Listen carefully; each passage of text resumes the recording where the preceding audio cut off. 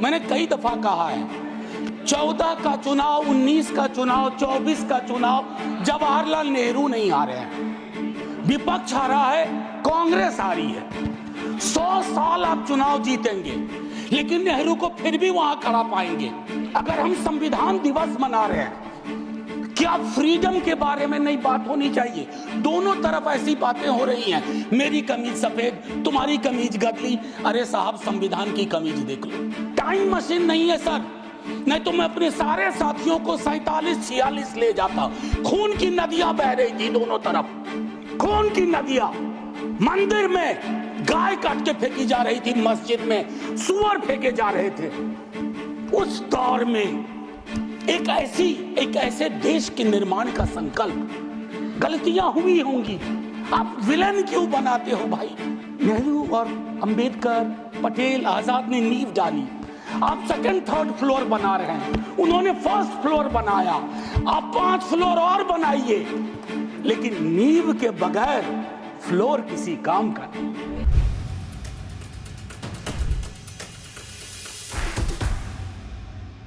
Niranjan BC, Shri Niranjan BC अनुपस्थित। Shri professor Manoj Kumar Jha. शुक्रिया माननीय सभापति महोदय। थोड़ा हट करूंगा वक्त के लिए, लेकिन आखिर में अभी चालू तो करिए हुजूर।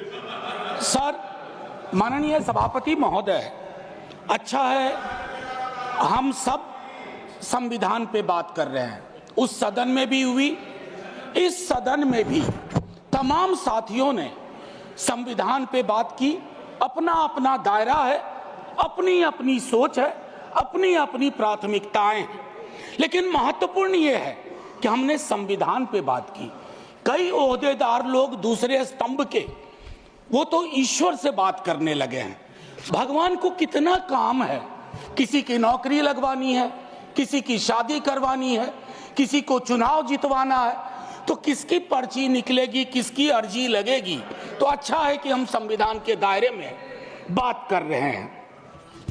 माननीय सभापति महोदय, नेहरू जी पर बहुत चर्चा होती है जब से इस संसद में आया हूं, और मैं इस नई सरकार के बाद ही सदन में आया हूं। बचपन में सोचा करता था पार्लियामेंट पहुंचूंगा, लेकिन आज एक कन्फेशन करता हूं, हमेशा अपने को विपक्ष में देखता था, तो विपक्ष में ही हूं। तो सर ऐसा है, मैंने कई दफा कहा है, 14 का चुनाव, 19 का चुनाव, 24 का चुनाव जवाहरलाल नेहरू नहीं आ रहे हैं, विपक्ष आ रहा है, कांग्रेस आ रही है। 100 साल आप चुनाव जीतेंगे लेकिन नेहरू को फिर भी वहां खड़ा पाएंगे, क्योंकि अथॉरिटेरियनिज्म के खिलाफ, पार्लियामेंट्री डेमोक्रेसी के प्रतीक हैं नेहरू। वो ढाल हैं, वो रक्षा कवच हैं। और मैं आपको बताऊं, हमारे नड्डा साहब ने जेपी का उद्धृत किया और मुझे अच्छा लगा कि जयप्रकाश जी ने जब इंदिरा जी को, वो इंदू लिखा करते थे, जब चिट्ठियां लिखी ना इमरजेंसी के दौरान, तो नेहरू को इन्वोक किया। I am writing to you in the name of your father Jawaharlal Nehru. वो ऐसे व्यक्ति थे, जब उनकी आलोचना नहीं होती थी तो छद्म नाम से अपनी आलोचना स्वयं करते थे। तो मैं क्या कहूं, जयप्रकाश जी का कश्मीर पर जो नेहरू जी को चिट्ठी थी या इंदिरा जी को चिट्ठी थी, अगर वो चिट्ठी आज मनोज कुमार झा अपने नाम से कॉपी पेस्ट करके लिख दे, तो सर शाम तक मैं टेलीविजन डिबेट में विलेन बन जाऊंगा। मेरे पर यूएपीए लगे ना लगे, सांसद हूं शायद ना लगे, लेकिन बहुत तरह की तोहमत लगेगी। सर एक आवश्यक बात, हम महापुरुषों की जन्मतिथि, पुण्यतिथि पर माल्यार्पण वाले दुनिया के नंबर 1 देश हैं। इतनी पुष्प वर्षा करते हैं जन्मतिथि और पुण्यतिथि पे, लेकिन सर वो तिथियां इस बात की भी होती है कि हम अपनी चुनौतियों को स्वीकार करें। अगर हम संविधान दिवस मना रहे हैं, क्या फ्रीडम के बारे में नहीं बात होनी चाहिए? दोनों तरफ ऐसी बातें हो रही हैं, मेरी कमीज सफेद, तुम्हारी कमीज गदली। अरे साहब, संविधान की कमीज देख लो, वो गदला ना हो, उस पे दाग ना पड़े। ये हमारा दायित्व होना चाहिए। आज से 25 वर्ष बाद मैं इस सदन में नहीं होऊंगा, हम में से बहुत लोग नहीं होंगे। जब 100 साल पे चर्चा हो रही होगी, बहुत चर्चा होगी, लोग विश्लेषण करेंगे, जैसे आज हम करते हैं कि नेहरू को यह करना चाहिए था, नेहरू ने वो नहीं किया। 100 साल बाद कोई आपके बारे में टिप्पणी करे, मैं जीवित नहीं रहूं, संभवतः मैं सदन में नहीं रहूंगा, लेकिन वो भी अच्छा नहीं लगेगा सर, अशोभनीय लगेगा। टाइम मशीन नहीं है सर, नहीं तो मैं अपने सारे साथियों को 47-46 ले जाता। खून की नदियां बह रही थी दोनों तरफ, खून की नदियां। मंदिर में गाय काट के फेंकी जा रही थी, मस्जिद में सुअर फेंके जा रहे थे। उस दौर में एक ऐसे देश के निर्माण का संकल्प, गलतियां हुई होंगी। आप विलेन क्यों बनाते हो भाई? विलेन मत बनाओ, आपसे भी गलतियां होती हैं, हमसे हुई हैं। मैं सिर्फ इतना कहता हूं माननीय उपसभापति महोदय कि जब हम तबसरा करते हैं इस तरह के नेताओं पे, तो हम भूल जाते हैं 47 में इस देश की क्या हालत है। सर, आपने घर बनाया हो, मैंने नहीं बनाया अभी तक, मेरे पिता ने बनाया। सर, ग्राउंड फ्लोर बनाने में सबसे ज्यादा मेहनत लगती है, नींव है वो। नेहरू और अंबेडकर, पटेल, आजाद ने नींव डाली। आप सेकंड थर्ड फ्लोर बना रहे हैं, उन्होंने फर्स्ट फ्लोर बनाया, आप 5 फ्लोर और बनाइए, लेकिन नींव के बगैर फ्लोर किसी काम का नहीं है, ये याद रहना चाहिए। सर, माननीय उपसभापति महोदय, हमारे प्रधानमंत्री जी, भाजपा के कई साथी, और चूंकि ये संविधान की डायरेक्टिव प्रिंसिपल्स में है कि यूनिफॉर्म सिविल कोड, सर मैंने विस्तार से अध्ययन किया है, नड्डा साहब ने भी अध्ययन किया होगा, तमाम साथियों ने। सर, कई तरह के उस पर विचार थे, लेकिन डोमिनेंट विचार था कि इसको रखो, किसी दिन वक्त आएगा इस पर बात होगी। सर, 44 आर्टिकल जो कि ड्राफ्ट में 35 था, उससे पूर्व आर्टिकल 39 क्लॉज सी है sir, about concentration of wealth. Income inequality का इस देश में जो आलम है, हम टाइम बॉम्ब पे बैठे हुए हैं, टाइम बॉम्ब है ये, और ये सबको इंपैक्ट कर रहा है, ना सिर्फ गरीब मजलूम वर्गों को, मध्यम वर्ग को। अभी हालिया रिपोर्ट आई कि प्रॉफिट मेकिंग कंपनीज, लेकिन उनकी प्रॉफिट का एम्प्लॉय के सैलरी में कोई रिफ्लेक्शन नहीं है सर। रिलेटिव डिप्रिवेशन का जन्म हो रहा है। 44 तक पहुंचिए यूनिफॉर्म सिविल कोड तक, लेकिन रास्ते में एक मील का पत्थर है आर्टिकल 39 सी। वहां रुकिए, ठहरिए, सोचिए कि इसको, क्योंकि अंबेडकर साहब को आप कोट कर रहे थे सोशलिज्म के बारे में कि वो कहते थे कि वो तो रचा बसा है, सेक्युलरिज्म रचा बसा, मानता हूं, लेकिन उन्होंने नेशनलाइजेशन ऑफ लैंड और इंडस्ट्री की भी बात की थी। मैं उसकी पैरोकारी आज के दौर में नहीं कर रहा हूं, लेकिन ये जरूर कहूंगा कि प्राइवेट प्लेयर्स ऐसे ना हो जाएं कि एक को चादर से ढकने के चक्कर में पूरा देश नग्न सच्चाई से रूबरू होता रहे। ये नहीं होना चाहिए। अब सर, मैं एक बात कहता हूं, आज जब मैं यहां बोल रहा हूं, इस देश के किसी न किसी कोने में सीवर से एक आध डेथ हो चुकी होगी। सीवर में उतर करके खुदाई चल रही है इस देश में, कई जगह खोदे जा रहे हैं। एक खुदाई हम सब सांसद मिलके करें। वो जो सेप्टिक टैंक और सीवर में उतर करके जहरीली गैस से मरने वाले लोग, ये कौन है?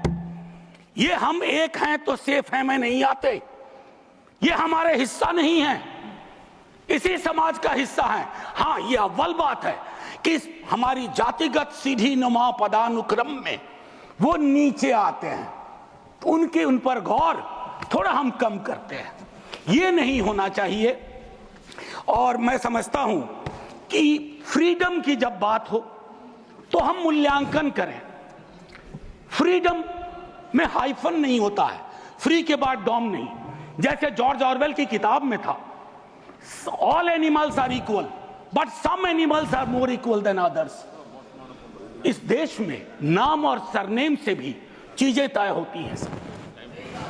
खालिद नाम है, जेल में रहोगे, सुनवाई नहीं होगी।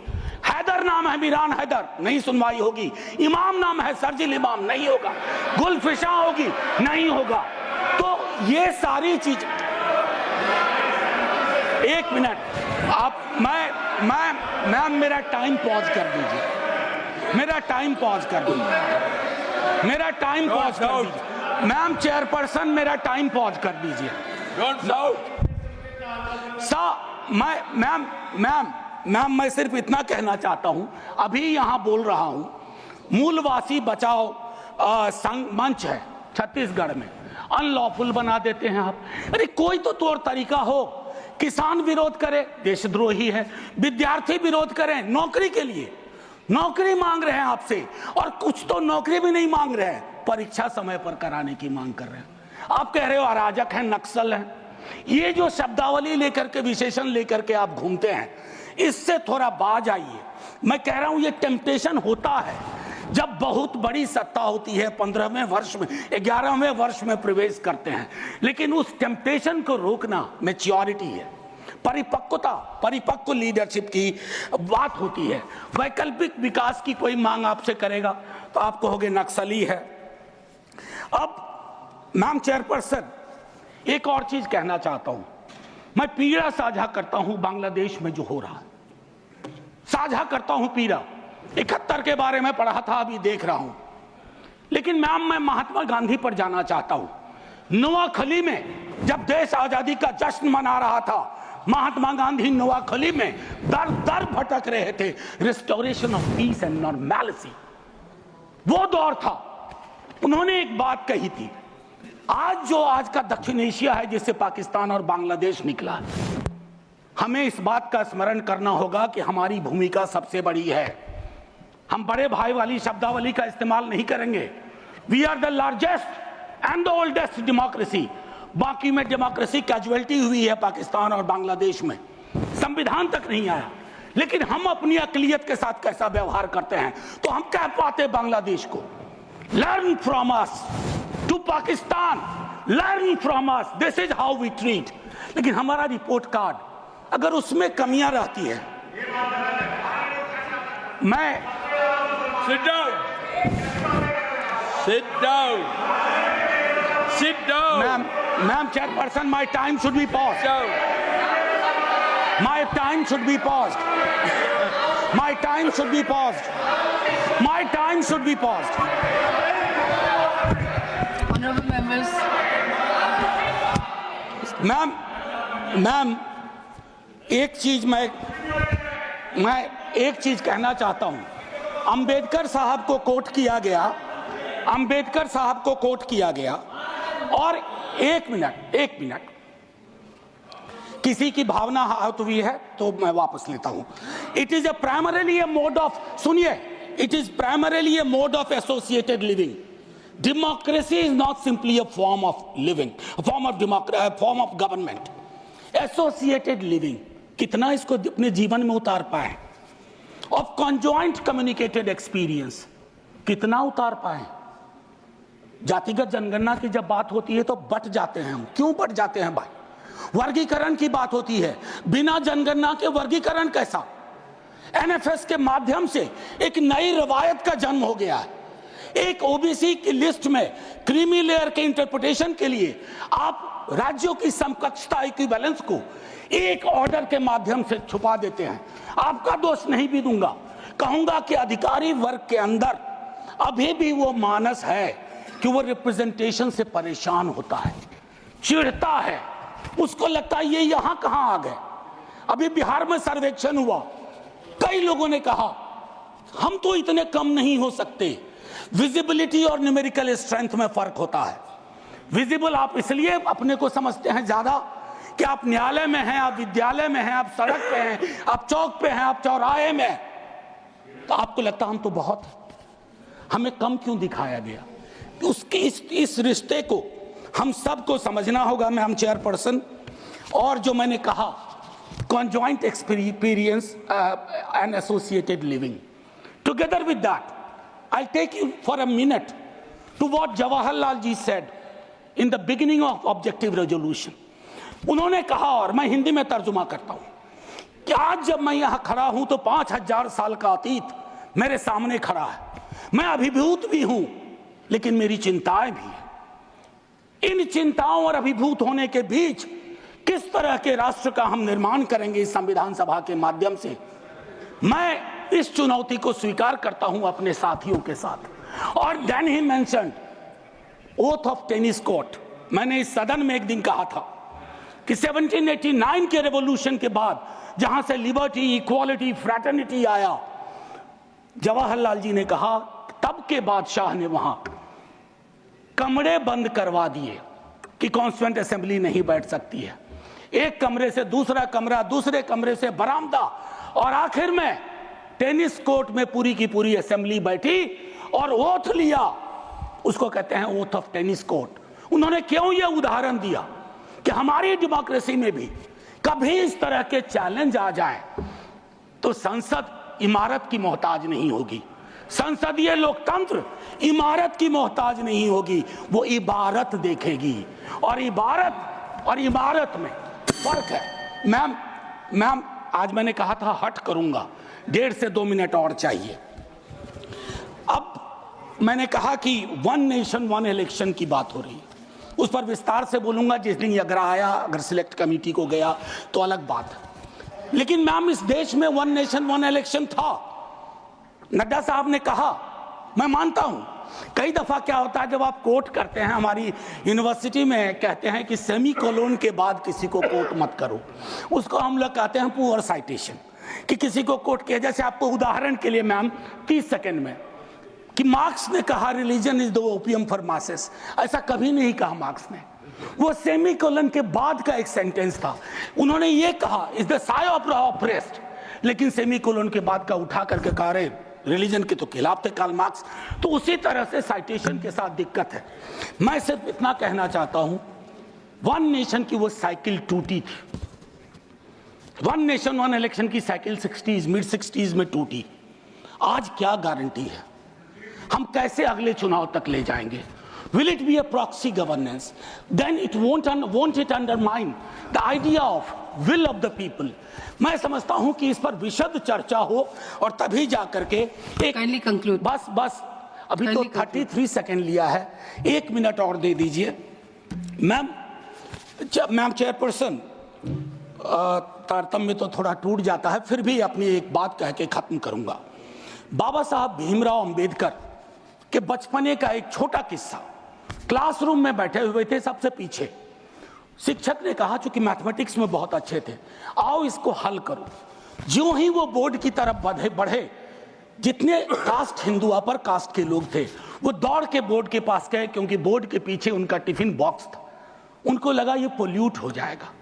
मैम आज वो मान्यताएं नहीं हैं, लेकिन पोल्यूशन प्यूरिटी की नई मान्यताएं आ गई हैं, एक्सक्लूजन की नई मान्यताएं आ गई हैं। और आखिरी में ऑस्विज एक जगह थी पोलैंड में, जहां जिसको सिर्फ गैस चैम्बर से मत समझिए, ऑस्विज के बनने में सालों की नफरत और घृणा थी, जिसका अंजाम ना सिर्फ जर्मनी में भुगता गया, पूरी दुनिया ने। तो ये नफरत घृणा, इस पर लगाम लगे ना तो हर मोहल्ले में ऑस्विज होगा। और आखिर में मैम, मैं आज जद पे अगर हूं, निशाने पे, मैं आज जद पे अगर हूं तो बदगुमान न हो, चिराग सबके बुझेंगे, ऐसी हवा किसी की नहीं होती। शुक्रिया मैम, जय हिंद।